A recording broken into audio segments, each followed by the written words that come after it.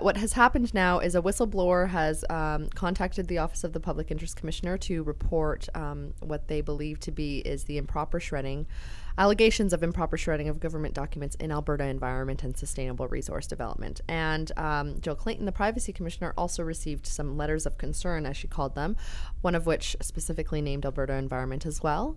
And so as a result, they've now launched an unprecedented joint investigation into that department and into the shredding of documents and destruction of documents in that ministry, with the potential for it to be expanded to other ministries if they find the evidence warranting that. And as a result of this investigation, Rachel Notley has, again, sort of had to go to Executive Council and go to Richard Discerny to say, we're going to, out of an abundance of caution, order the immediate halt of any other shredding. And so at this point, the shredding has stopped. The deleting has stopped. That we know of. And this is the weird thing. I mean, Rachel Notley actually has no power to order the shredding stopped. Brian Jean, the Wild Rose leader, was like, why didn't she order this shredding stopped earlier? Well, because she's not the premier yet. Surely she has some moral authority, though, that when she's seen that some sort of things thing. some things are actually required to be destroyed. I mean, there are rules set out for this type of thing, and some of them dictate that some documents need to be destroyed. That is, a requirement. That is proper records management.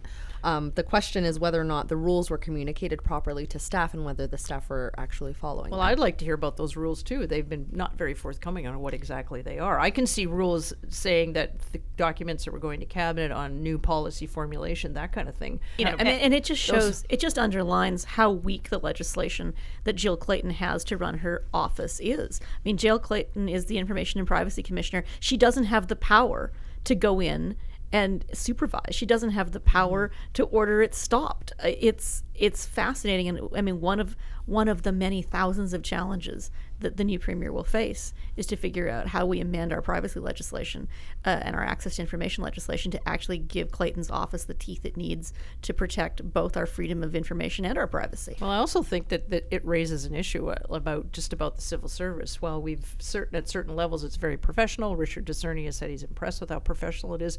Who's actually on the ground doing that shredding, and who called and said do it? I mean, are those people you really want working for you in the civil service? And I guess that's what the investigation is going to try and find out, if why this is going on and what's been going on. Yeah, absolutely. And remember, I mean, every piece of paper exists electronically somewhere, right? If you printed it, you had it on a machine somewhere.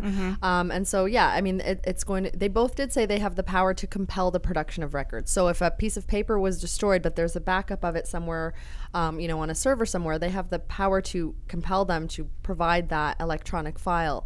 But handwritten notes and stuff, though, might be more difficult. Yeah, exactly. I mean, it depends on what we're calling transitory documents, which are the only things that are supposed to be actually destroyed. And I don't think there's a really good definition within the rules of what is transitory. It's really open to interpretation. Do we have a sense of when this is going to be, when the investigation into these allegations, and we should stress that at this point they are allegations, is going to be completed? Oh, I think it'll be a long time. I mean, both of those offices are frankly under-resourced and overworked and underfunded.